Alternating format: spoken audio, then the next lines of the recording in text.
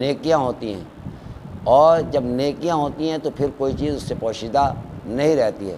اسی لیے دوسری حدیث میں سرکار کی یہ ارشاد ہوتا ہے، من اخلص للہ 40 صباحا یفتح اللہ فی ینابیب الحکمہ، کہ جب انسان جو ہے اللہ کے لیے 40 دن تک اخلاص سے عمل انجام دیتا ہے تو پروردگار عالم اس اخلاص کے بدلے میں اس کے لیے جو ہے حکمت کے دروازے کھول دیتا ہے۔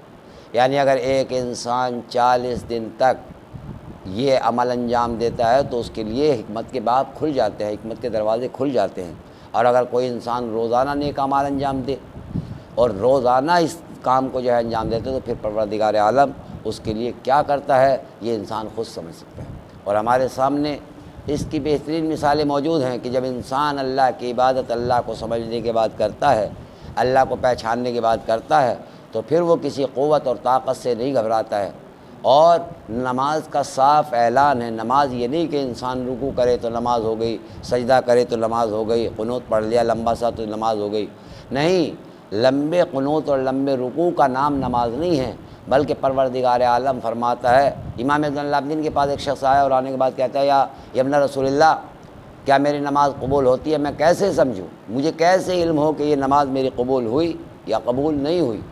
میرے پاس کیا ایسی میزان ہے، میرے پاس کون سی ایسی ترازو ہے جس سے میں تول سکوں، جس سے میں جانچ سکوں کہ میری نماز قبول ہوئی یا قبول نہیں ہوئی؟ ایک مرتبہ جیسے ہی یہ امام سے سوال کیا، امام نے فرمایا، اس میں سوچنے کی کیا بات ہے، اس میں سمجھنے کی کیا بات ہے، یہ تو قرآن نے بتلایا ہے، اگر تم اس قرآن کے قول کو یاد رکھو اور اس قرآن کی آیت کو یاد رکھو تو پھر تمہیں ادھر ادھر جانے کی ضرورت نہیں ہے۔ کہا مولا وہ کون سا قول ہے قرآن کا، کہاں پہ یہ آیا ہے کہ ہماری نماز قبولیت کی جو ہے وہ سند دیتی ہے؟ کہا آپ نے نہیں پڑھا ہے کہ پروردگار عالم قرآن مجید میں ارشاد فرماتا ہے، الصلاۃ تنہی عن الفحشاء والمنکر، کہ نماز وہ ہے جو انسان کو برائیوں سے روکتی ہے۔ اب نماز پڑھنے کے بعد تم سوچو، غور و فکر کرو کہ نماز پڑھنے کے بعد تمہارے اندر نیکیوں کی زیادتی ہو رہی ہے اور یا نہیں ہو رہی ہے، تمہارے اندر سے برائیاں ختم ہو رہی ہیں یا نہیں ہو رہی ہے۔ اگر ہمارے اندر سے نماز پڑھنے کے بعد برائیاں ختم ہوتی جا رہی ہیں، اس کا مطلب نماز جو ہے وہ درجہ قبولیت کو پہنچ رہی ہے۔ اور اگر ہماری برائیاں بھی اسی طرح باقی ہو اور اس کے بعد نماز بھی پڑھ رہا ہو، اس کا مطلب یہ ہے قبولیت نہیں ہو رہی ہے۔ لہذا نماز کی قبولیت کے لیے، اللہ کی بارگاہ میں پہنچانے کے لیے سب سے ضروری چیز یہ ہے کہ ہم گناہوں سے دور ہو جائیں، ان چیزوں سے دور ہو جائے جن چیزوں کے لیے پروردگار نے منع کیا ہے۔ اگر انسان اس طریقے سے عبادت انجام دیتا ہے، چاہے وہ نماز ہو، چاہے وہ روزہ ہو، چاہے کوئی بھی ہو، مگر عبادت نماز کی کیوں اہمیت ہے؟ چونکہ سرکار رسالت حضرت محمد مصطفیٰ صلی اللہ علیہ وسلم نے فرمایا ہے، ان قبلت ما سواہا و ان ردت ما سواہا، کہ اگر نماز قبول تمام اعمال قبول، اور اگر یہ رد ہے تو تمام اعمال رد ہیں۔ یعنی سرکار بتلانا چاہتے ہیں تمام کام ایک طرف ہیں مگر نماز ایک طرف ہے۔ نماز کی قبولیت ہمارے لیے بہت ضروری چیز ہے۔ انسان کو چاہیے کہ ان چیزوں پر غور کرے، فکر کرے کہ ہماری نمازیں قبول کیوں نہیں ہو رہی ہیں، ہم نماز پڑھنے کے بعد بھی ایسا کیوں لگتا ہے کہ ہماری نماز قبول نہیں ہے؟ چونکہ ہم نے ان گناہوں کو نہیں چھوڑا ہے۔ لہذا جب چھوڑ دیتا، اور اس کی بہترین مثال ہمارے سامنے کربلا کا وہ منظر ہے کہ جہاں پر تیروں کی بارش ہے، نیزے ہیں، تلواریں ہیں، میدان ہے، بھوک ہے، پیاس ہے، مگر جس وقت امام کا صحابی امام آسمان کی طرف دیکھ کے کہتا ہے، فرزند رسول اس وقت نماز کا وقت ہو گیا ہے، امام فرماتا ہے اللہ تجھے نماز گزاروں میں شمار کرے۔ کیا امام کو نہیں معلوم تھا کہ نماز کا وقت ہو گیا؟ کیا امام وقت کو نہیں پہچانتے تھے؟ جس کا باپ صفین کے میدان میں جس وقت آسمان کی طرف بار بار دیکھتا ہو اور ابن عباس کہتے ہوں یا علی اس وقت یہ آسمان کی طرف دیکھنے کا کیا مطلب ہے؟ تو مولا نے فرمایا ابن عباس میں یہ دیکھ رہا ہوں کہ نماز کا وقت ہوا یا نہیں ہوا۔ کہا مولا یہ جنگ کا وقت ہے، اس وقت جو ہے آقا یہ جنگ کی گھڑی ہے، اس وقت آپ کو نماز کا کیا مطلب؟ مولا نے فرمایا ابن عباس تم نہیں سمجھتے کہ ہم اسی نماز کو بچانے کے لیے جنگ کر رہے ہیں، ہمارا مقصد اس نماز کو قائم کرنا ہے، اسی لیے جہاں بھی قرآن مجید نے کہا اقیموا الصلاۃ وآتوا الزکوٰۃ اقیموا الصلاۃ، نماز پڑھنا اور ہے، نماز کا قائم کرنا اور ہے۔ نماز پڑھنے والے ہزاروں مل سکتے ہیں، مگر نماز کو قائم کرنے والے اہل بیت علیہ الصلاۃ والسلام ہی ہیں، کہ جنہوں نے نماز کو اس موقع پر، اور اس کی مثال کربلا کے میدان میں اصحاب حسین نے دی۔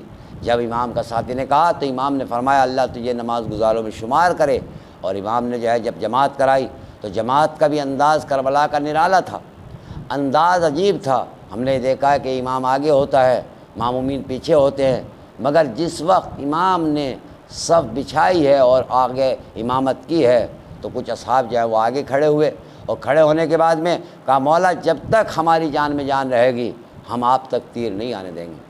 اب کوئی مورخ، ہمیں تو کوئی ایسا نہیں ملتا آج تک کوئی یہ کہہ دے کہ ان کی نماز نہ ہوئی ہو، ان کو جو ہے اس وقت کی نماز قضا ہو گئی ہو۔ نہیں، انہوں نے نماز کو بچانے کے لیے، حسین کی حفاظت میں لیے اپنی جان دے دی، اور یہ تاریخ نے لکھا کہ جب تک رمق حیات باقی رہی، جب تک حسین کی نماز باقی رہی، انہوں نے جو ہے کوئی تیر حسین تک نہ پہنچنے دیا۔ اور حقیقت ہے جب تک کوئی بھی صحابی امام کا موجود رہا تب تک حسین کو کوئی اذیت نہ ہونے دی۔ تو یہ تھے کربلا کے وہ شہدائی نماز کے جنہوں نے آج ہمارے لیے پیغام ہے۔ کربلا نہ رونے کا نام ہے، کربلا نہ سننے کا نام ہے، کربلا عمل کا نام ہے۔ اگر انسان عمل کر رہا ہے اس کربلا والوں کے قول پر، ان کربلا والوں کے فعل پر، تو ہم یہاں بھی کامیاب ہیں، وہاں بھی کامیاب ہیں۔ مگر اگر صرف اور صرف رسماً ہم نے اس ذکر کو سنا اور سننے کے بعد جو ہے خوش ہوئے، اور اس کے بعد ہمارا عمل اس طریقے سے نہ ہو سکا جس طریقے سے حسین چاہتے ہیں، جس طریقے سے ہمارے نبی چاہتے تھے، جس طرح قرآن چاہتا ہے، جس طرح ہمارا اللہ نہیں، میں یہ نہیں کہہ سکتا کہ ہم جو ہے امام ہو سکتے ہیں یا ہم نبی بن سکتے ہیں، لیکن کم سے کم اتنی کوشش تو کر سکتے ہیں کہ ہم کربلا والوں کے ساتھ شامل ہو جائیں، ان کے ان غلاموں کے ساتھ شامل ہو جائیں جو اپنے پر فخر کرتے تھے ہم علی کے غلام ہیں۔ ورنہ امام خامنائی کا وہ مجھے قول یاد آتا ہے کہ امام خامنائی جب فرماتے ہیں ایک تقریر میں، وہ کہتے ہیں کہ مجھے جس وقت میں یہ کہتا ہوں کہ میں قمبر مولا کا غلام، جس کی یہ وقار ہے کہ وہ کہتے ہیں کہ جب میں ان کا تصور کرتا ہوں تو میرا جو ہے بدن کانپ جاتا ہے کہ ہم تو قمبر جیسے بھی نہیں ہیں۔ علی جیسا ہونا تو بہت مشکل کام ہے، حسین جیسا ہونا تو بہت مشکل کام ہے، مگر ہم تو ان کے غلام قمبر کی مثل نہیں ہیں۔ تو لہٰذا ہمیں چاہیے کہ ہم اپنے اعمال کو اللہ کے لیے کریں، ورنہ قمبر کوئی ایسی شخصیت نہیں تھی کہ وہ جو ہے کہ اللہ سے نبی بنا کے بھیجے گئے ہوں، میثم کوئی ایسی شخصیت نہیں تھی۔ لہٰذا یہ ہمارے لیے پیغام ہے، یہ ہمارے لیے درس ہے۔ لہٰذا کربلا صرف سننے کا نام نہیں ہے بلکہ عمل کا نام کربلا ہے۔ ہمیں چاہیے کہ ہم اس کربلا کے درسوں پر جو ہے عمل کریں۔ پروردگار ہمیں توفیق دے، ہم زیادہ سے زیادہ عمل کرتے رہیں اور اس کربلا کو سمجھتے رہیں۔ وآخر دعوانا